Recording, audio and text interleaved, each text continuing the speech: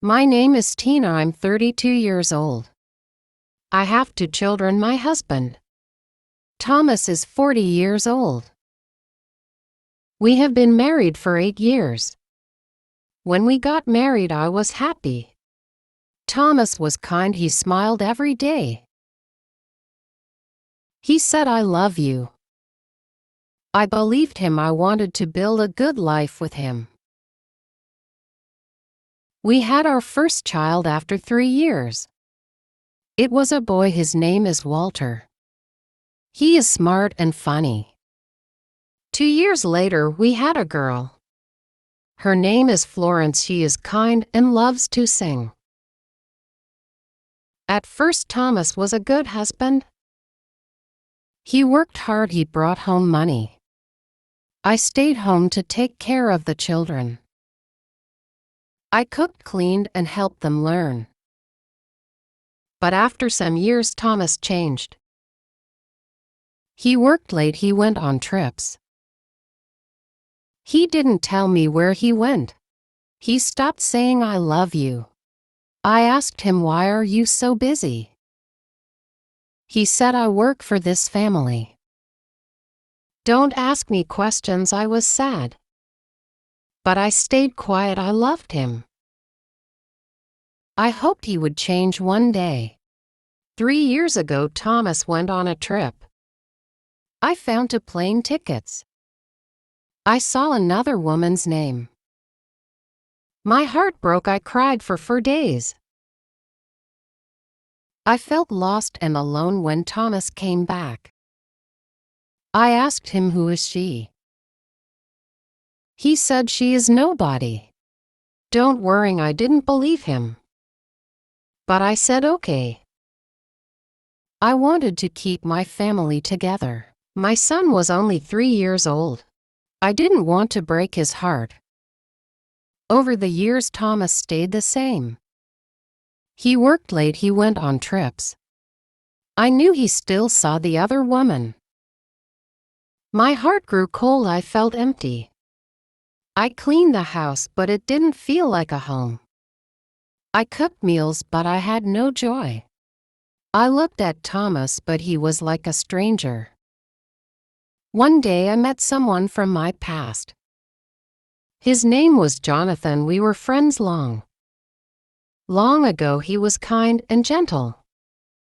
I saw him with his wife. He opened the car door for her. He helped her with her coat. I thought, this is care. This is love. I never had this. Jonathan and I began to talk. He asked me, "How are you?" I said, "I am fine." But I wasn't fine. He listened to me.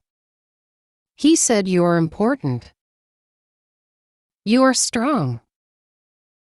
I started to feel alive again. I smiled. I laughed. We talked for 3 months. I didn't want gifts or big promises. I only wanted care. I wanted to feel loved. But Thomas found out. He was angry. He shouted, "Why did you do this?" I said, "Because I needed love." We had long talks. Thomas cried. He said, "I love you. Please don't leave." I asked him, "Why now?" "Why after 8 years?" he said. "I didn't know you were hurting." One night I got very sick. I went to the hospital. Thomas stayed with me. He held my hand and said, "Don't leave me. I love you." For the second time in 8 years, I heard those words, "I love you." Now Thomas is at home. He sleeps next to me. But I know the other woman is still waiting for him. I don't know what will happen. My heart is tired. I want to believe Thomas. But it is hard. I tried to smile for my children. I try to be strong. I know I am not perfect. I made mistakes. But I only wanted to feel loved. I only hoped for peace after everything that happened. I began to think deeply about my life. I spent many nights awake, staring at the ceiling. My mind was full of questions. Should I stay? Should I leave? What is best for my children? What is best for me? Thomas tried to be better. He stayed home more often. He helped with little things, like cleaning the house or washing the dishes. He asked, "Do you need help?" These were small changes, but I noticed them still. My heart was not the same. It felt like I was living with a stranger. When I looked at Thomas, I didn't see the man I married. I saw a man who broke my trust. One evening I sat with my children, Walter and Florence. We were eating dinner. They were laughing and telling stories about school. I looked at them and thought, they are so happy. They don't know the pain in my heart.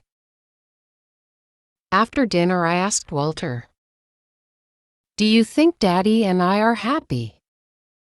Walter looked surprised. He said, "I don't know, Mom. You are always kind to each other, but sometimes I feel like you are sad." Florence, who was younger, said, "Mom, I just want us to stay together. I don't want anything to change." Their words made me cry. I didn't want to hurt them, but I also knew I couldn't pretend forever. One day I decided to visit Jonathan. We hadn't talked since Thomas found out about us. I needed to say goodbye. When I saw Jonathan, he smiled at me. He asked, "How are you?" I said, "I am trying to fix my life." Jonathan nodded and said, "You are strong, Tina. I know you will find your way." I thanked him. I told him, "You gave me something I will never forget. You reminded me that I am important." Then I walked away. I knew it was the last time I would see him. I decided to talk to Thomas. I said, "We need to be honest with each other. Do you want this marriage to work?" Thomas looked at me. He said, "Yes. I want us to stay together. I made mistakes, but I love you." I asked him, "Can you leave the other woman? Can you give me the love and care I need?" He said, "I will try." I told him trying is not enough. I need you to mean it.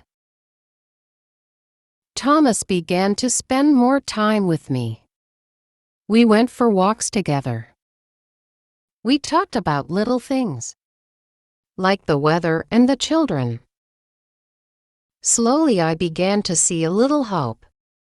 But my heart was still unsure. Forgiving Thomas was the hardest thing I ever did. I thought about all the pain he caused me. I remembered the nights I cried alone. I remembered the plane ticket with Cynthia's name on it.